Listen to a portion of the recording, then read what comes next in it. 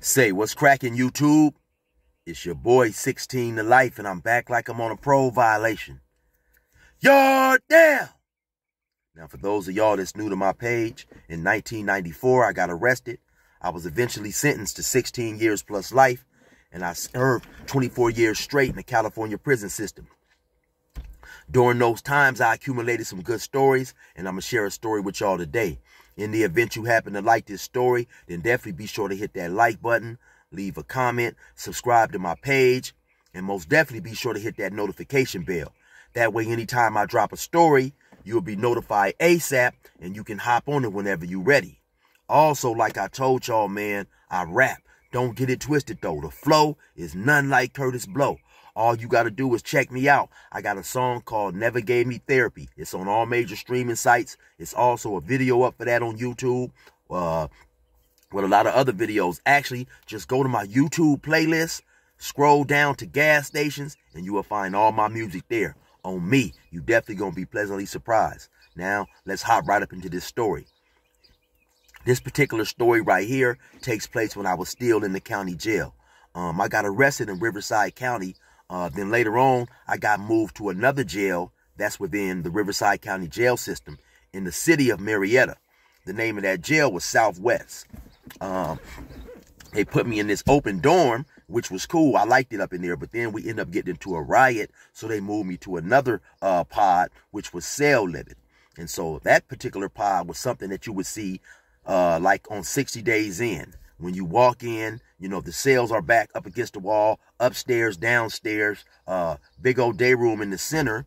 And it has some, you know, some metal tables with four chairs on each end where you can sit. You can sit and play, cards or whatever. And I think it had a few long benches too where you can sit down and play cards. And while I'm up in there, I end up meeting this dude by the name of Dan, this white dude.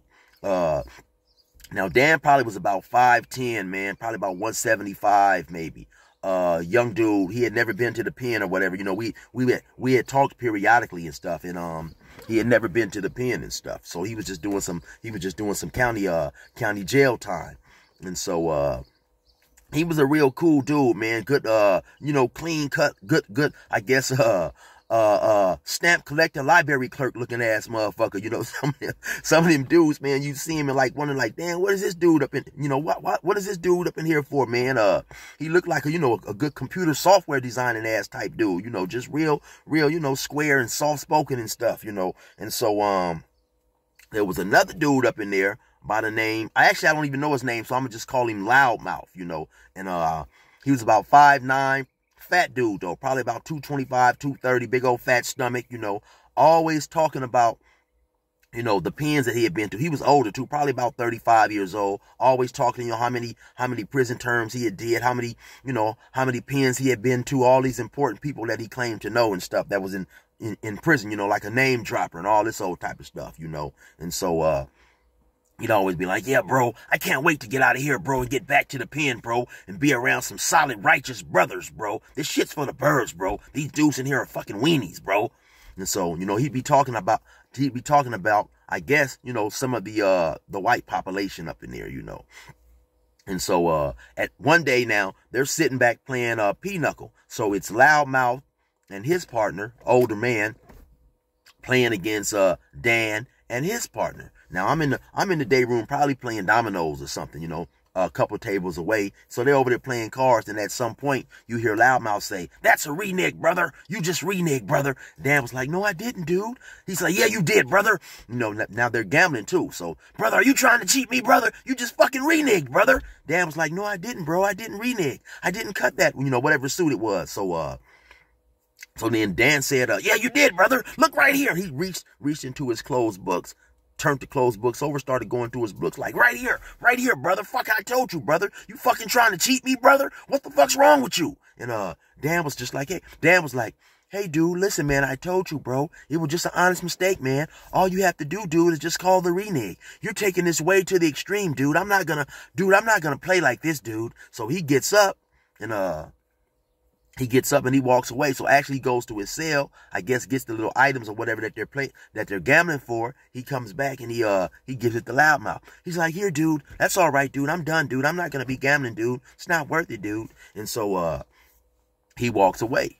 So now when he walks away, the other dudes at the table, they were telling basically Loudmouth like, hey, man, you know, it was just a game, man. You went too hard. You know, why was you tripping like that? So Loudmouth said, you know, oh, dude, fuck that dude, bro. Fuck that dude, bro. So then he started talking about how earlier, like a day or two earlier, he had asked him for some coffee, and he told him he didn't have no coffee. But then later that day, he seen Dan giving some coffee to a Sereno, to a Southsider. So I guess, you know, he was upset about that. He had got into his feelings behind that. You know, he denied him. You know, he denied somebody of his race, but then gave coffee to somebody outside his race. So I guess that's what he was tripping on. So a few days later after that, we're in the day room at nighttime. We're out there watching TV and stuff. So now how it's only one TV in the day room. So how it works is one night it'll be the Hispanics night to control the TV and watch whatever they want to watch. Then the next night it'll be the whites night. Then the next night it'll be the blacks night.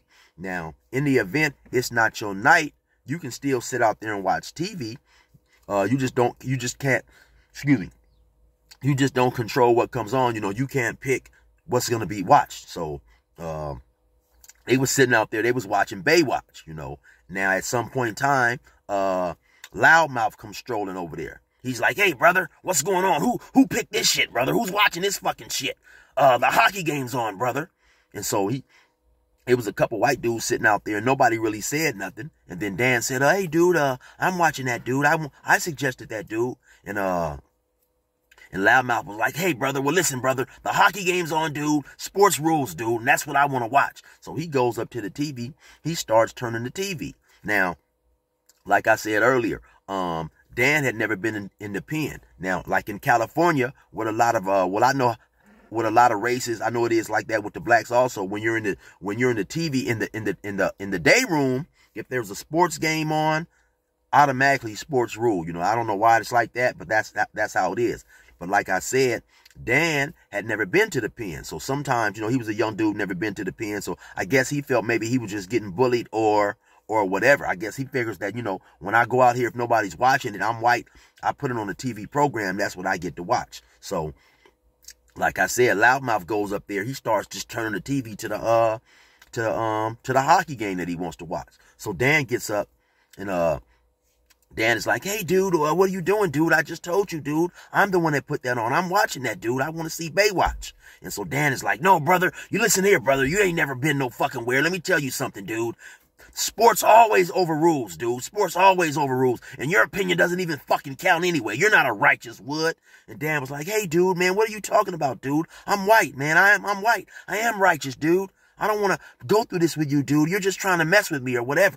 So, he goes back. He turns the TV back to Baywatch. He goes and sit down. So then Dan is up there. Dan turns back around. Dan is telling him, he asked him, basically telling the other white dudes to explain to this dude, man, that sports rule or whatever. So I kind of got the sense that none of the other white dudes really want to get involved. I think they felt that Loudmouth didn't like Dan or whatever, because nobody really spoke up and said nothing to him. You know, as far as nobody spoke up and told Dan that, yeah, sports rule or whatever. So, Loudmouth is talking to the white dudes, you know, whatever, trying to get them to tell Dan this is how it goes. None of them says nothing. So Loudmouth is like, yeah, dude, well, fuck this, dude. You guys don't know how shit goes anyway. So he goes back, he turns to the TV, starts turning it back to, he started turning the TV back to the hockey game. Then Dan gets up and says, dude, I want to watch Baywatch. Bing, bing, bing, bing. He just gets off on him right there. Now, you know, like I said, Loudmouth is always talking all this type of shit. So I'm thinking he's going to turn around, you know, and get cracking and fight hard and stuff. Loudmouth just balls up. Loudmouth balls up. And Dan is on him some more. Boop, bop, bing, bing, boop, bop. He just going haymaker, you know, just going wild on him, hitting him with haymakers and stuff, you know. So now, Loudmouth takes a few steps forward and just drops to the ground, you know. And so excuse me, Dan, he runs to him again, gets on top of him and starts getting him again. Beep, bop, beep, boop. Now, at some point in time, some of the white dudes, they're saying, hey, man, hey, because the way this set up, right outside of the pod is like a glass encased control booth, and that's where the guard or the sheriff sits up in there. And so the white dude's just telling him, hey man, you guys are gonna get caught. Take it to the blind spot, because if you walk in the if you walk to along the cells to the back end, there's a blind spot where the tower really can't see. So Dan is like, yeah, dude, come on, dude, I'm tired of you, dude, come back here, dude. So he goes to the blind spot. So now Loudmouth gets up like, damn, dude, you're gonna just sucker punch me like that, dude?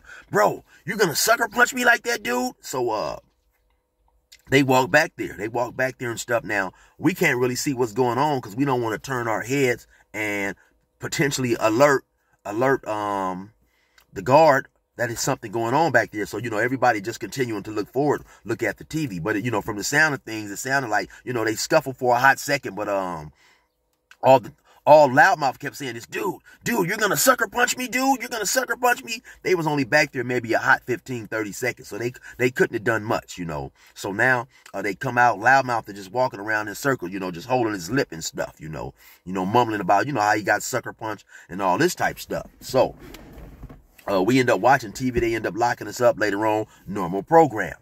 So in the morning, when we came out to get our breakfast, how it works is they'll bring a cart around, and one of the like a trustee who works inside the tank will step out with to the cart with the food on it. Now it's a guard right there too. They open a little sliding pod door, and everybody gets in the line and lines up, and the trustees, it's like maybe 2 of them or whatever, they pass their trays.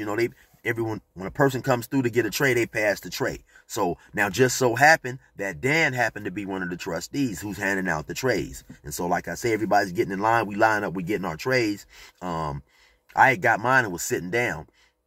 And so now when Loudmouth comes, Loudmouth walks out. He's acting like he's getting ready to grab his tray, and just bam! He just sucker punched him, dope fiend him. Now keep in mind, it's 2 or 3 cops also here, right here in front of that, watching the trays being passed out. So when Loudmouth dope fiends Dan, of course, the guards see it. They're like, hey! They grab him, throw him up against the wall. Loudmouth go to talk about, yeah, dude, you dope fiend me, I dope fiend you, dude, yeah. But he done it right in front of the police, which was considered a PC move. Like, of course you wanted to get caught or whatever. So they end up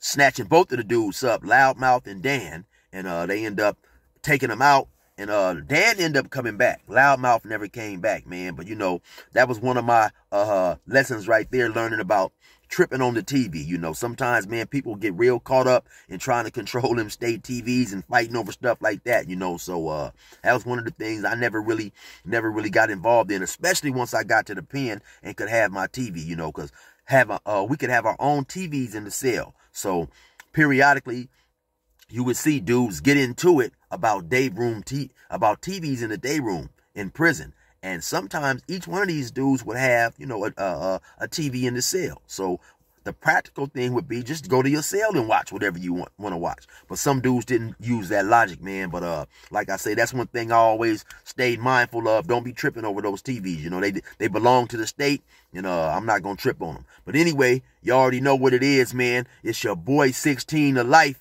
Resume normal program.